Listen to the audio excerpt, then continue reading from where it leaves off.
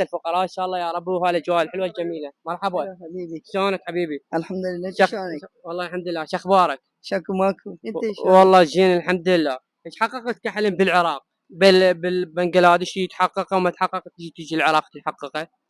الحمد لله زين بنغلاديش، بس يعني شغل قليل. قليل ايه بالبنغلاديش، من شغل بنغلاديش. قليل. ايه وجا للعراق يريد يشتغل حتى يكون نفسه، مو صحيح؟ ايه الحمد لله. العراق زين، اكو شغل فلوس، زين. ايه فلوس زين فلوس. الحمد لله ان شاء الله. نعمة الله بالعراق زين. بالعراق نعمة الله خير من الله، بس ايه تجيب اللي يشتغلون.